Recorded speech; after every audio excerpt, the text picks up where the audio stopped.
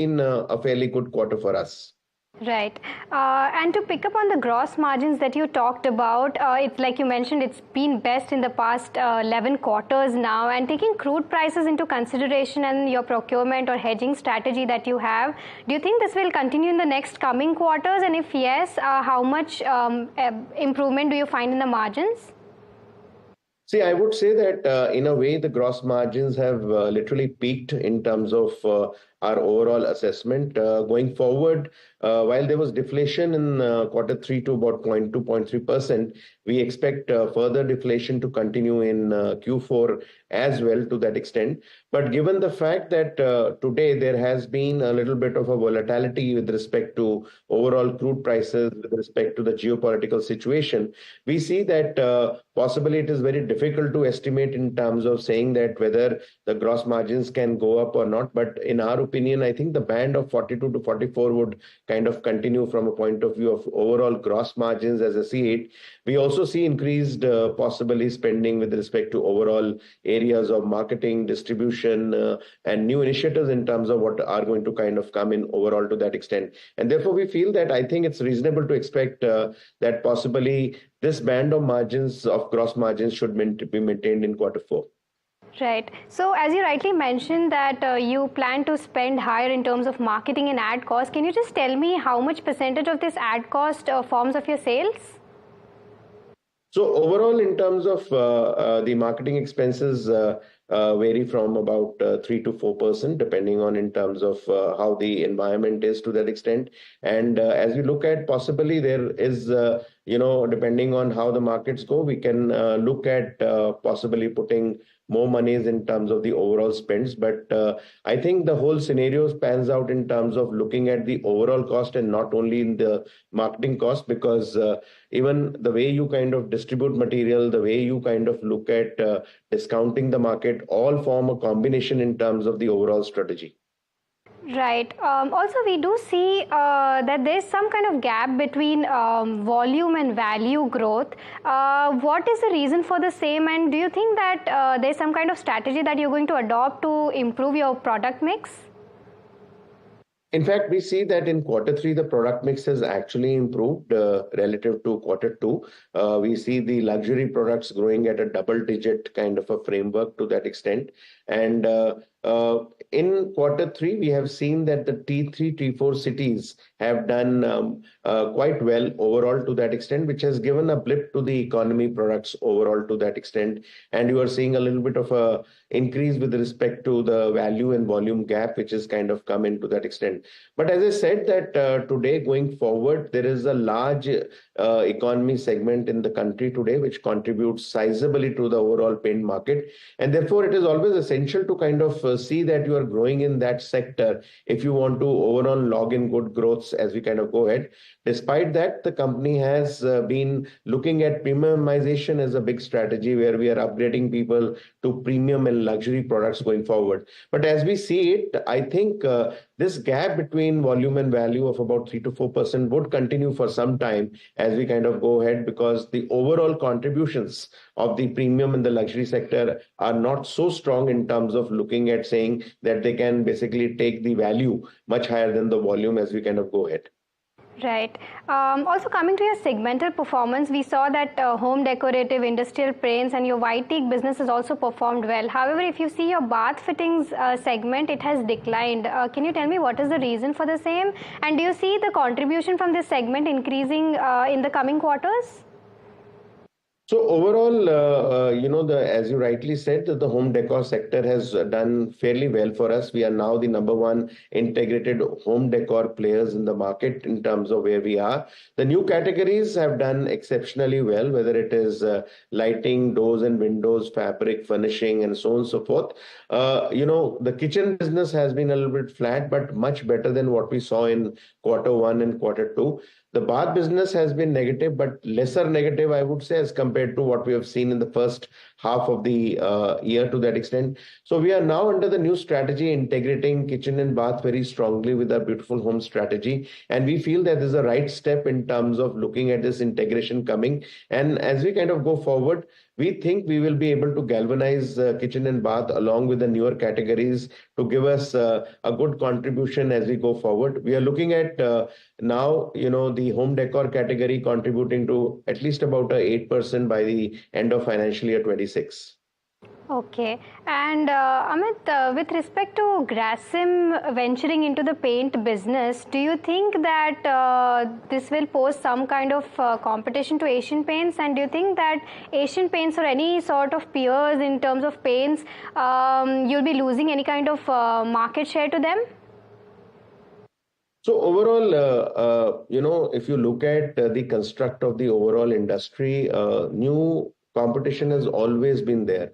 You yourself know that there are a lot of new players who have entered in the last about 5 years. Also, last year we saw an entry of 3 new players in the market to that extent, and even the company which you're mentioning has launched in one of the segments in terms of already there in the market to that extent.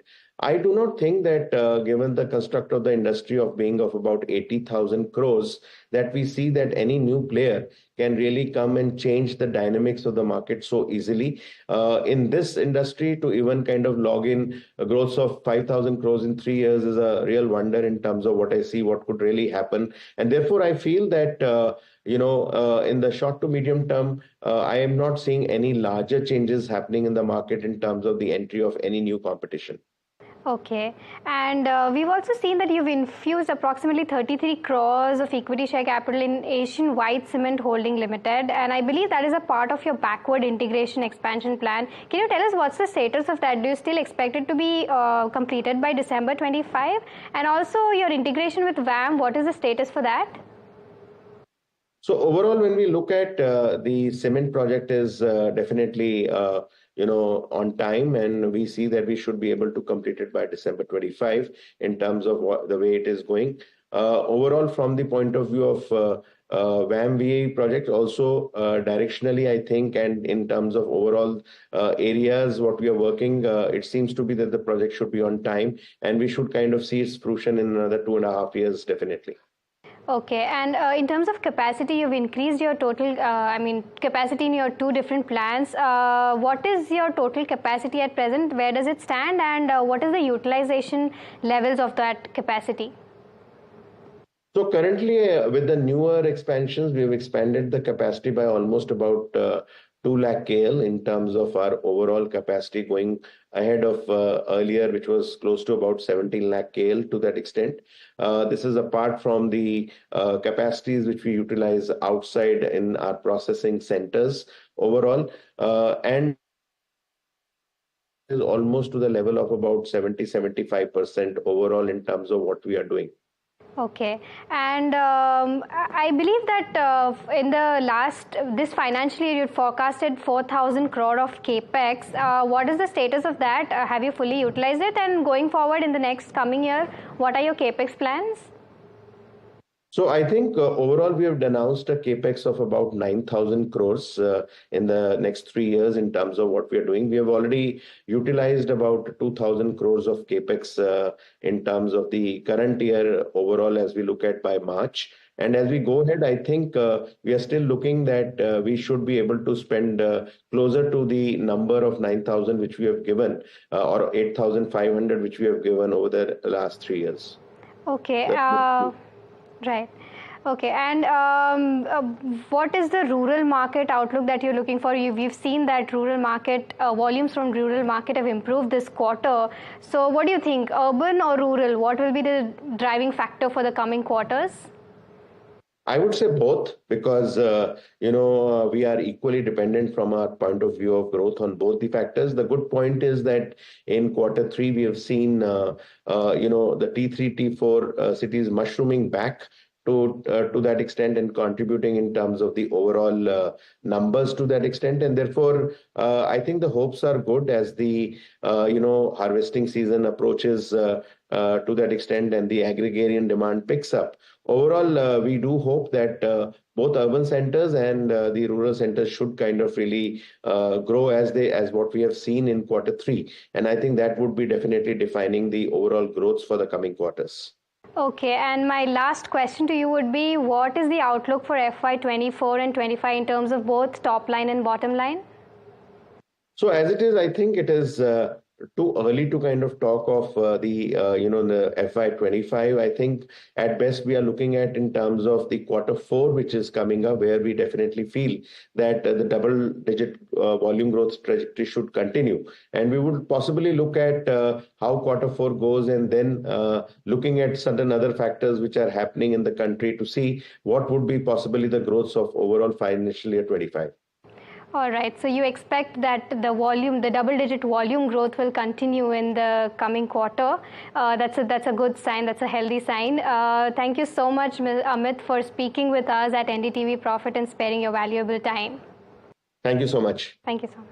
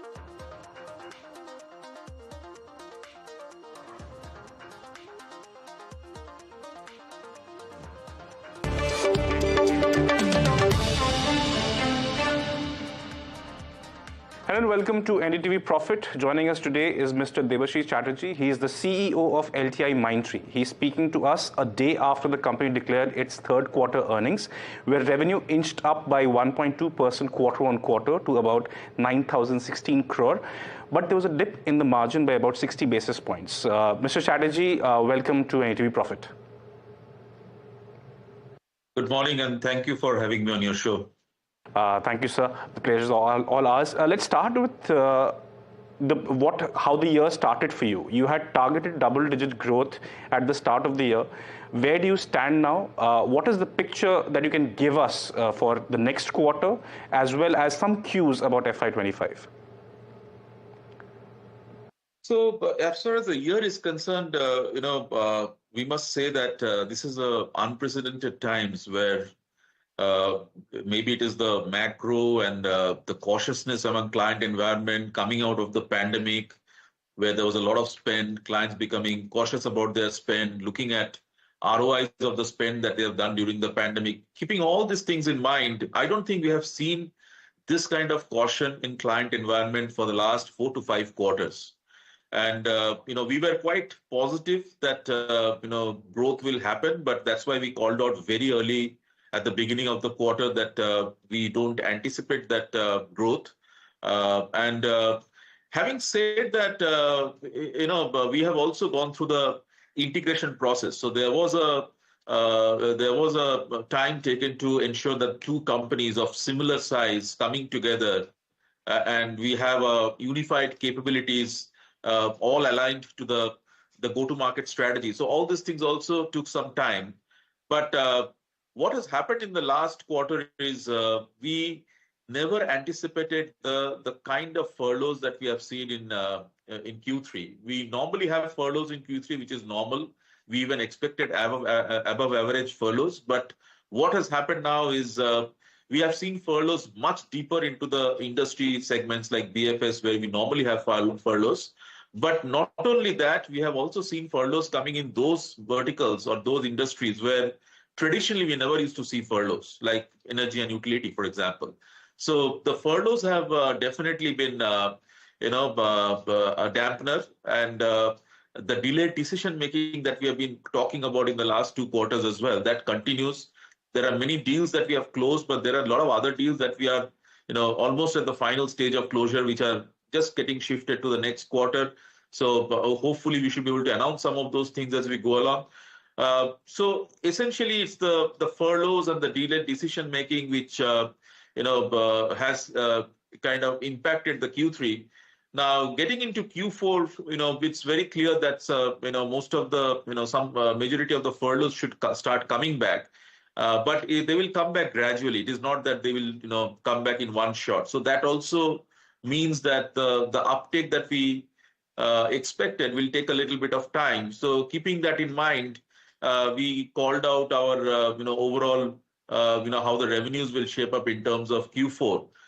And from a longer term perspective, if you look at the margin program that we had set aside as a part of the merger integration, we had very clearly said that we will be taking the margin up. We were on that journey, and I think the plan still remains intact as because margin is not a 1 quarter phenomenon. It's a discipline. It's a program that you lay out, and that program is pretty much on track. All that we are saying is, given the fact that our utilization is so high, given the fact that we have closed so many deals which require ramp up, we have to reinvest back into the business. So rather than chasing the margin, or rather, we are just trying to not halt the margin program, but just defer it by a few quarters so that we can focus on the growth as and when the markets open up, as and when the deals ramp up. We want to ensure that we can invest in terms of the growth.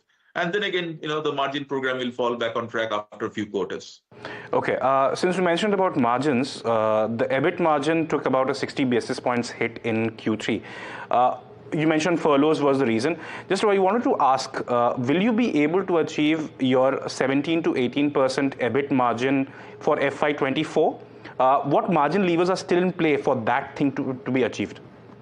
No, we have very clearly called out that for FY 24, and we are not going to we are that 17 to 18% range does not hold good. So we are going to, but at the same time the plan remains intact, but we are just deferring it by a few quarters. But when you talk about the EBIT bridge, just to clarify, we lost almost 200 basis points because of furloughs, fewer working days, and quite a bit of seasonal pass-throughs that we have in our business in Q3.